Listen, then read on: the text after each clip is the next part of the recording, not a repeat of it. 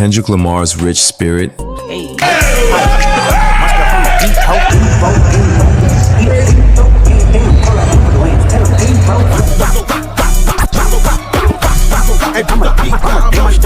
the Timberwolves, who have led by as many as 32. They not like us. They not like us. They not like us.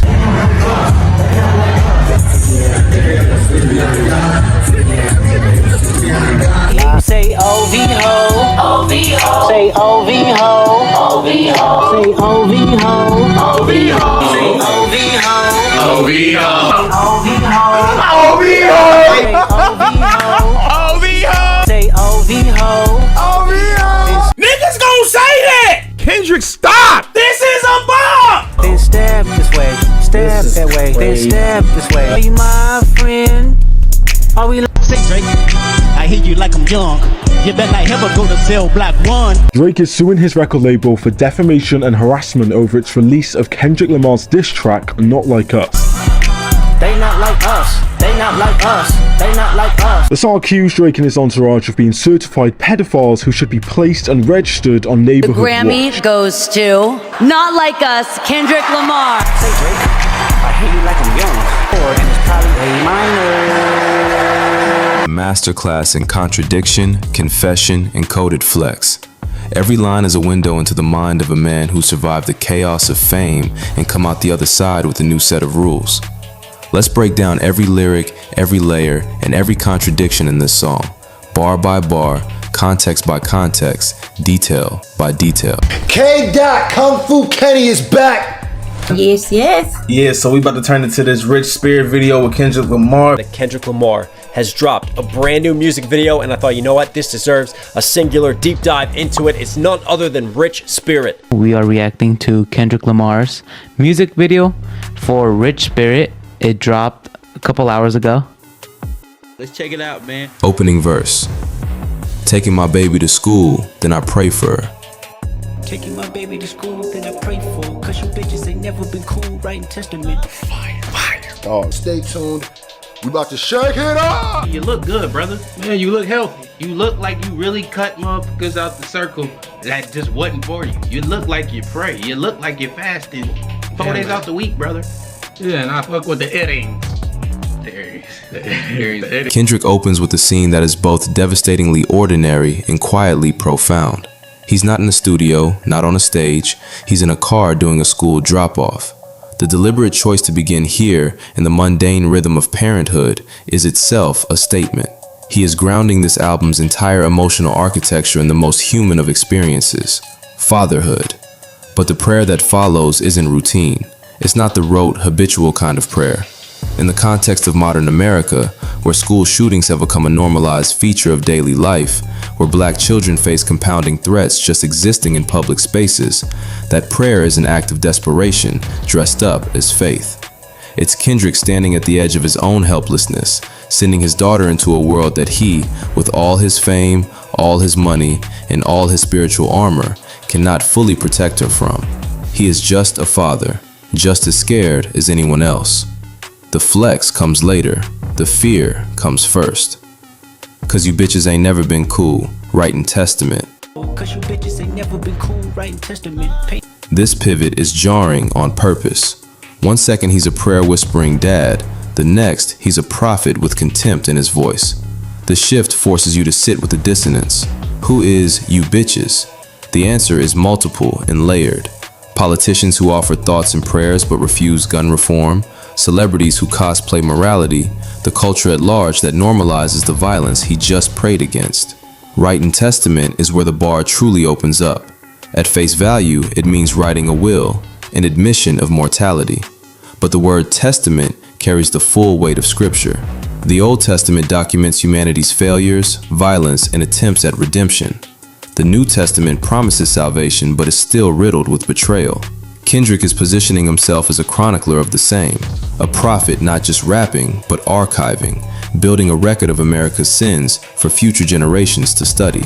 He's not just making songs, he's writing scripture for a broken era, and he's furious at the people who made the writing necessary. Trying to keep the balance, I'm staying strong.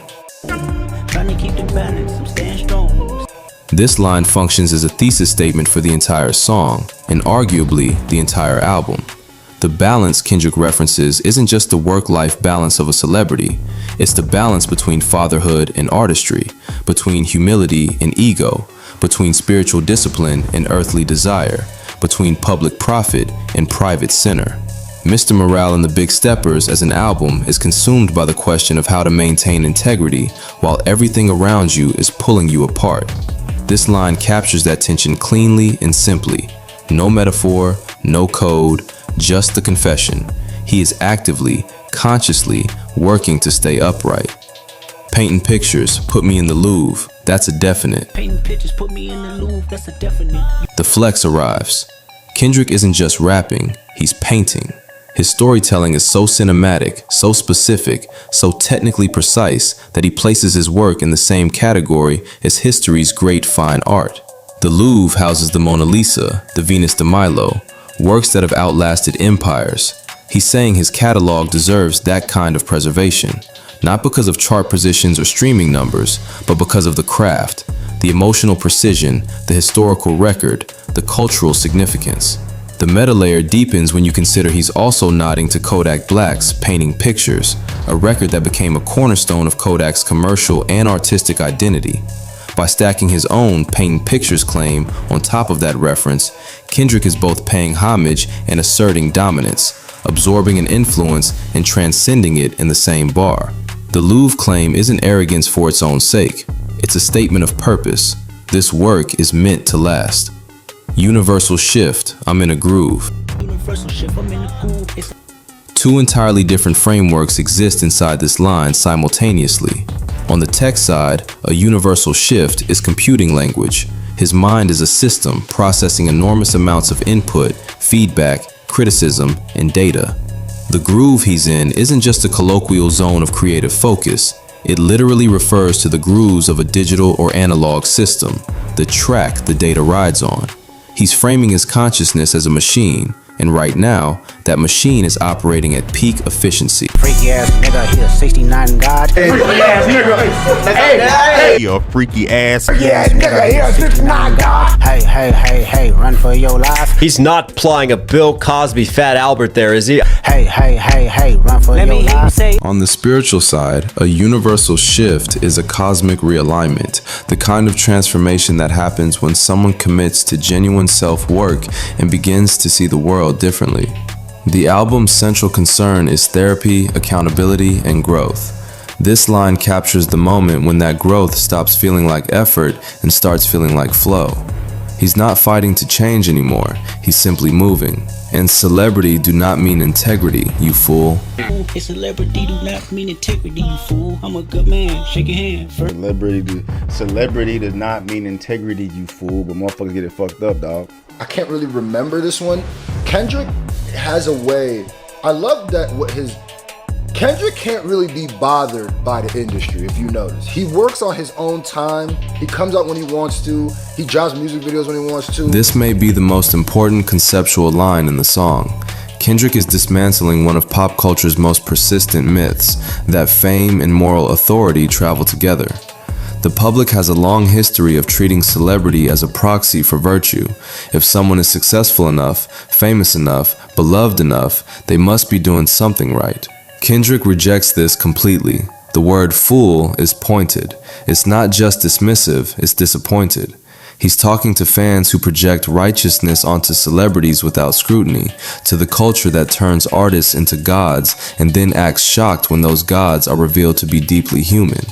He's also, crucially, talking to himself, because he is the conscious rapper, the one people hold up as morally superior, and this line is him preemptively cutting that pedestal out from under himself. Don't put me there, he's saying. Don't make me responsible for being what you need me to be. I'm a person. I'm flawed. This line is both a warning to the culture and a confession. I'm a good man, shake your hand, firm grip rule. I'm a good man, shake your hand, firm grip rule. He said, I'm a good man, shake your hand, firm grip. Look, come on, bruh. And then he flips it. After tearing down the myth of the moral celebrity, he immediately reasserts that he specifically is, in fact, a good man. This isn't hypocrisy, it's nuance. He's not claiming perfection, he's claiming effort and character. The firm grip rule is a classic expression of dependability. A strong handshake signals confidence, presence, and follow-through. In street culture and in business culture alike, how you grip a hand says something about who you are. Kendrick is saying he still has that. He's still someone you can trust, still someone who shows up, still someone grounded in the values he was raised with. The boast is humble, the humility is a boast. 72 wins, lost 10, ballin' with the flu. 72 wins, lost 10, ballin' with the flu. I'm fucking with the boots. Hold on. I'm fucking with the boots. 72 wins, lost 10, ballin' with the flu. Take that as the famous Michael Jordan flu game in the NBA Finals against the Utah Jazz when he got sick and he had food poisoning and he balled out still the next day. One of the most precise sports metaphors in recent rap. The 1995-96 Chicago Bulls finished 72-10, the greatest regular season record in NBA history at the time, a record that stood for decades. Kendrick is mapping his discography onto that season. Section .80, Good Kid, Mad City, To Pimp a Butterfly, Damn, and now this album. Classic after classic, with minimal commercial missteps, consistent critical dominance. Ballin' with the Flu goes even deeper. It's Michael Jordan's 1997 NBA Finals Game 5, where Jordan played through a debilitating flu and still scored 38 points in a win. It's the image of peak performance sustained under impossible conditions. Kendrick is saying, even when he's spiritually exhausted, mentally overloaded, publicly scrutinized, and privately broken, like he is throughout this album, he still delivers at a GOAT level. The bar isn't just flex, it's documentation. More than 2 M's for a show, but add another 2. More than 2 M's for a show, but add another 2. This bar works on multiple sonic and semantic levels. At face value, he earns over $2 million per show. Adding another 2 makes $4 million. But the wordplay spirals outward. 2 M's stacks into and for a show becomes faux show in pronunciation, certainty, affirmation. He's turning a money flex into a layered sonic pattern, threading the letter M through the entire bar sequence. Man. So the flex becomes a linguistic game. He's not just bragging about the number, he's showing you how his mind works, how even a straightforward money bar has architecture underneath it. Lil Man, the big mans. Lil Man, the big man's the GT down flipping the kickstand. My nigga hitting the move on it, ain't he? I love the ooh. Man-mans, that's Kendrick Lamar. That's what he calls himself. As growing up as a kid, he was man-mans, and now he's big. He's not little anymore. He's a big dude. This is where the flex gets grounded. Man is Kendrick's childhood nickname, the little kid from Compton who grew up watching his neighborhood destroy itself, who turned pain into poetry, who fought his way to the top of an industry that didn't predict him. By invoking that name here, after all the talk of millions in Louvre-worthy art, he's completing a circle. The little version of himself is still present inside the big one. He hasn't erased where he came from in order to arrive where he is. That continuity, that grounded, unbroken thread between the child and the man, is part of what makes him credible when he says, "I'm a good man." He knows who he was. He knows how he got here. The GT Dyno flipping the kickstand. Ooh. GT Dyno is a BMX bike brand that was culturally significant in low-income neighborhoods throughout the 80s and 90s. A premium bike that represented status and freedom for kids who couldn't afford cars.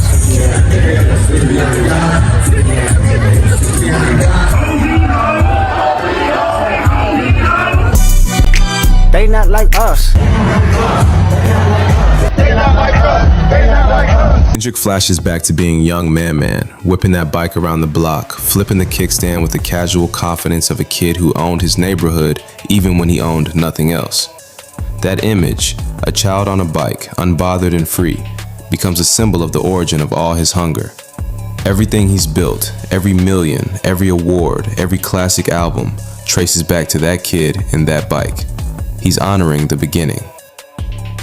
Rich nigga, broke phone, trying to keep the balance, I'm staying strong. Broke phone, Trying to keep the balance, I'm staying strong. Stop playing with me for it. Yo, I swear Kendrick Lamar dancing is always top tier hilarious to me. But I love it. I love it. You could tell he's just a little Compton. This is right. Yeah, you know, we know the song already. The song is fire. For sure. This is when you move into your crib and you ain't got no furniture in there yet. Yeah, when you just got there, you know what I'm saying? And you just looking at the space. You just like, hold on. The hook crystallizes the song's central paradox in 2 lines.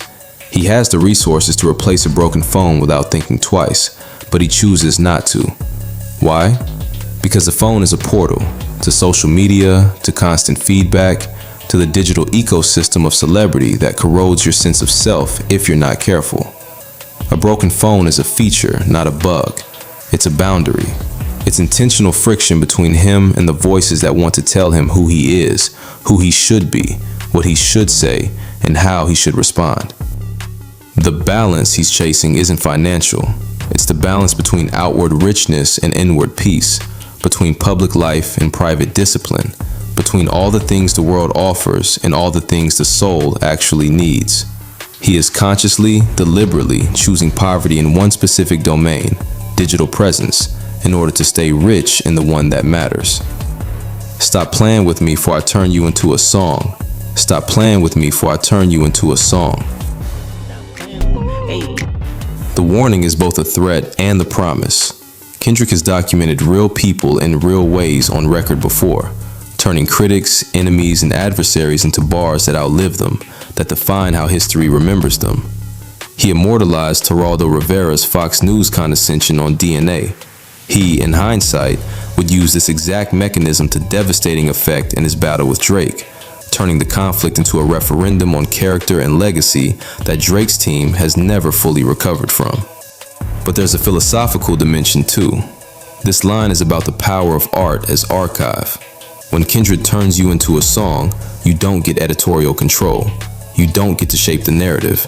You become material, fixed in time, defined by his perception, heard by millions. It's the ultimate power move for an artist, to make someone's worst behavior permanent. The repetition of the line is deliberate emphasis. He means it. He's done it before. He'll do it again. Hey, I'm attractive. Come on, bro. This song, come on. I don't even want to listen to this. I can't listen to it because I'm just going to keep that. I can't listen to it. Oh my God, even the fact that he's looking at the wall, like as he's saying that line, almost as if he's saying that this person's like talking to a wall. It's crazy because as I'm looking at this still frame, bro, you know what it's telling me? That's like some looking in the mirror shit, but it's like I don't need a mirror. Yeah, I can see it. You know what I'm saying? I don't need a mirror. I'm that nigga. That's really dope. So he's rapping to his shadow when he says, bitch, I'm attractive. Because there's no one else to rap to talk to in the room. He's alone in this room, and yet he's performing. Attractive here is almost never about physical appearance. This is a spiritual and energetic claim. The idea that the discipline, the intentionality, the self-work he's putting in creates a kind of pull that people can feel. It connects directly to the N95 framework from earlier in the album, where he tells people to take off their spiritual masks and confront their own ugliness.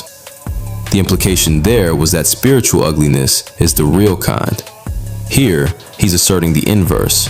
Spiritual alignment creates genuine attractiveness, a magnetism that goes beyond looks or fame. Can't fuck with you no more, I'm fasting.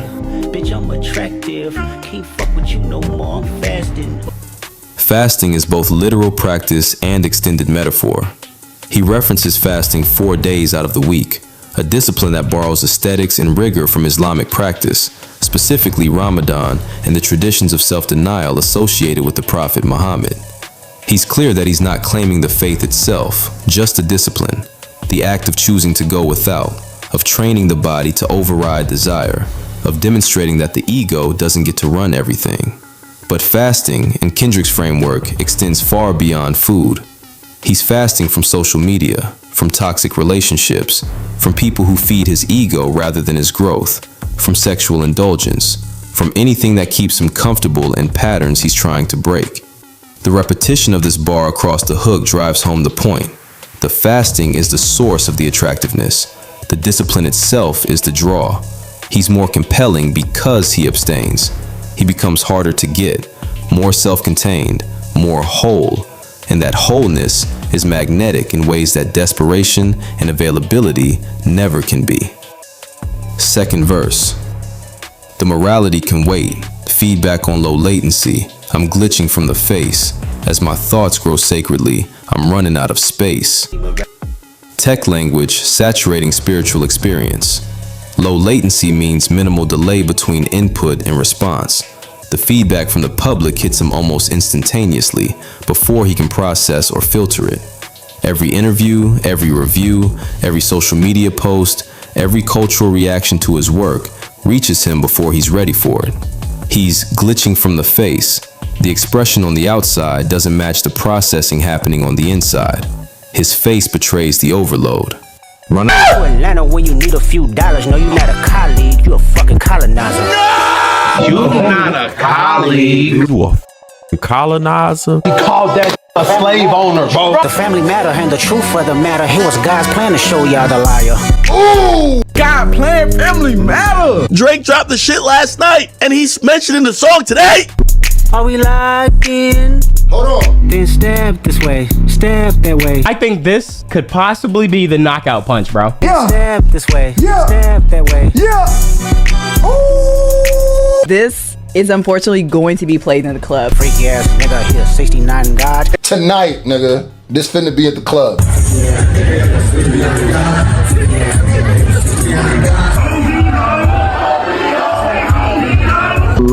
He a fan, he a fan, he a fan, he a fan, he a fan here. They not like us. Run out of space connects to a computer's storage limit, but spiritually, it describes the feeling of a mind that has grown so complex and self-aware that it struggles to contain itself. The more his thoughts become sacred, the more they tend toward depth, toward meaning, toward God and accountability, the less room there is for anything else. He's maxing out his own capacity. And the tragedy is that the world keeps adding data without giving him time to process what's already there. Ask Whitney, she okay, never mind 100K. Why you lying on Benjamin? He turning in his grave. I'd be lying if I said in Kendrick's life, someone affected by his lust addiction and emotional withdrawal, someone he's trying to check on and repair things with. She okay is him confirming she's alright, but the phrasing is deliberately casual, almost deflecting. The never mind 100K says money isn't the point. He'd spend whatever it costs to fix the damage, but the damage isn't financial. Lying on Benjamin is multi-layered. Benjamin Franklin's face on the $100 bill makes Benjamin shorthand for money, but Kendrick may be literally lying about how much he cares about money, claiming not to value it while still clearly keeping meticulous track of it throughout the song. Franklin turns in his grave at the distorted relationship Americans have with wealth, and Kendrick admits he'd be lying if he said he could truly walk away from it all. The honesty stings. He can preach about spirit over money, but he still wants the money. The contradiction isn't hidden, it's the point. The aloof Buddha. He places himself in the tradition of Eastern spiritual philosophy, the observing, detached, enlightened figure who watches the chaos without being consumed by it. Mr. Morale as an identity is essentially a Buddha type, someone who has achieved some level of wisdom and emotional distance, who can see patterns clearly because he's not trapped inside them. But the word aloof is doing a lot of work. It's a self-critique embedded inside a self-aggrandizement. Being aloof isn't the same as being enlightened. Sometimes aloofness is just avoidance dressed up in spiritual clothes. He's naming the tension without resolving it. I'm Christ with the shooter. I'm Christ with a shooter. The album cover for Mr. Morale and the Big Steppers shows Kendrick in a crown of thorns, holding a child, a gun visible at his waist. This lyric is that image in compressed verbal form. Christ submitted to execution without violence. A shooter is the opposite of that submission. Kendrick is holding both.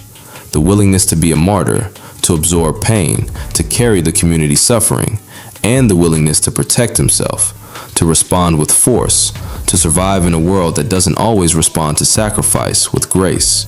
Bro, he said AP. He said AP Michael Free, my friend's cooler. Now that I think about this, because I was like, oh, just a music video of him chilling in his room, I guarantee you this is some super deep metaphors that I'm missing. AP, Michael Friedman, who works for Audemars Piguet, right? The famous watch company. My friend's Cooler. So he might be implying he's actually friends with him. But cooler because, think about it, jewelry, ice, watches is cool. So being cool, being dope, but also like literally like temperature wise, cool to ice scheme. Very smooth wordplay. Michael Friedman is a noted historian and authority on Audemars Piguet watches, one of the most exclusive watch brands in existence. Knowing his name signals that Kendrick doesn't just own a piece. He studied the culture around them, understands the history, navigates that world with fluency. That's a flex within a flex, not just having the watch, but knowing the lore. But my friend's Cooler deflates it immediately. All that access, all that luxury knowledge, and it still doesn't measure up to the actual people in his life. Human connection wins over material prestige. He makes the point, savors the flex for exactly one bar, and then discards it. That's the move of someone who has genuinely internalized what he's preaching, who can hold luxury and still not be held by it. Primary, so the resale value's stupid. Buying at primary, directly from an authorized AP dealer, is notoriously difficult. The wait lists are long, the relationship's exclusive. Getting that access and purchasing at retail means the watch immediately becomes worth substantially more on the resale market. The resale value is stupid. Oh, this is catchy. There's no way this song is this fire. This song is hard. This song is hard. Drake, I think you caught this man at the wrong fucking time, bro. You really jumped in this ring with a dog with rabies, nigga. You might need some shots now. Has the access others can't get. He's bought something that appreciates the moment he owns it. But the bar exists to be undercut. He just told you his friends are cooler than the watch. The resale value matters only as evidence of access, and access only matters as a setup for the punchline. None of this is really what he values. The material wealth is real. The attachment to it is the thing he's trying to leave behind. I would never live my life on a computer. Never live my life on a computer. I get you life for a chickabooya. This song is such a vibe, bro. I swear to God, every time it comes on my playlist, I never turn it off. He said, I would never live my life on a computer. Nigga done dialed. Why he dialed a number though? I don't get it, because he's talking on the phone, but the cord is not even connected. The cord has been cut off. He's talking to himself and he feels like he's connecting to the world, but he's not. There's no connection. There's no one on the other line. That's a very important visual metaphor right there. A direct rejection of the modern celebrity social media model. The expectation, especially for artists of Kendrick's stature, is constant digital presence. Instagram posts, Twitter commentary, TikTok content, parasocial maintenance. He refuses all of it. He barely posts. He's nearly invisible between album cycles. His silence is a choice, and the choice is philosophical. Living on a computer means ceding your interiority to public consumption, meaning you exist to be performed, not experienced. He's also reinforcing the broke phone image from the hook. The phone isn't just broken, it's unwanted. The inaccessibility isn't an accident, it's a spiritual practice. I'll go get you life for a chickabooya. Get you life for a chickabooya. Life carries double meaning, a life sentence in prison and your literal existence. Instagram is the system that amplifies exposure in both directions. It can make you famous and make you a target simultaneously. Chickabooya is slang for the smallest provocation, the most trivial flexing. A car post, a jewelry shot, a location check-in. That minor digital bravado, Kendrick warns, is enough to bring serious consequences. Law enforcement tracks social media. Rivals track social media. Predators track social media. The more you perform your life online, the more you hand others the tools to take it apart. Love him from a distance. From a distance. Social media has created a counterfeit version of intimacy.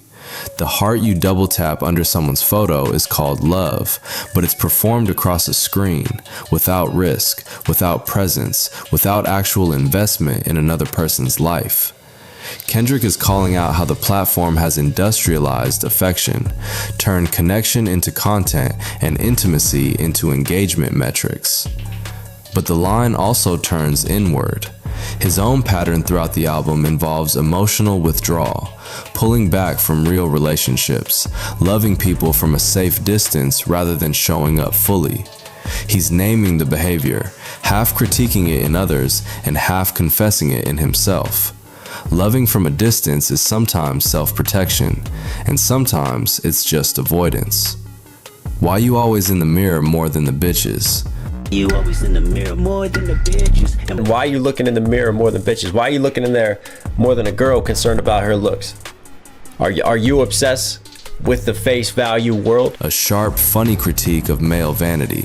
The man so obsessed with his own image that he out-narcissisms the women around him. The mirror here is both literal and figurative, the actual mirror and the social media mirror. The constant self-documentation and curation that many men in entertainment perform compulsively.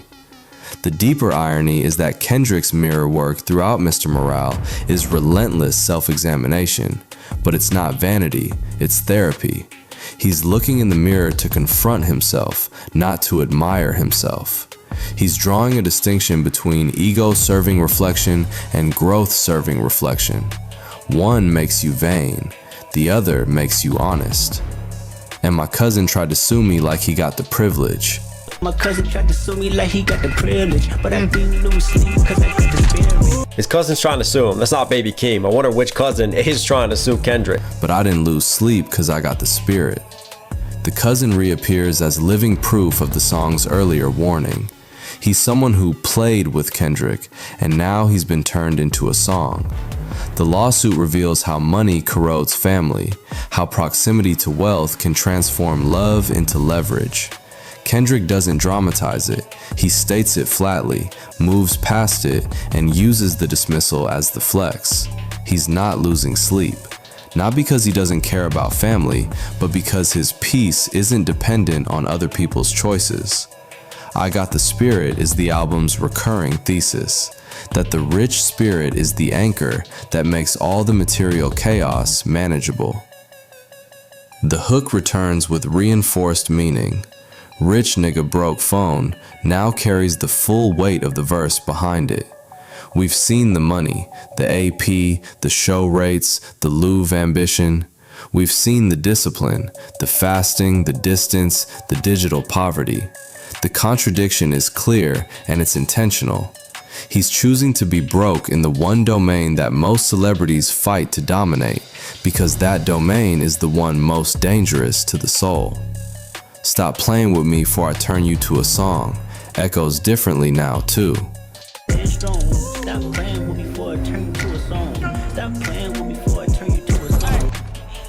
We've seen him do it. The cousin, Whitney, the cultural critics, the unnamed enemies. The threat is historical. The archive exists. Bitch, I'm attractive / can't fuck with you no more, I'm fasting. Closes as both confession and mission statement. The discipline is real. The abstention is ongoing, and the paradox is fully visible. He's attractive because of the fasting, and the fasting is made harder because of the attractiveness.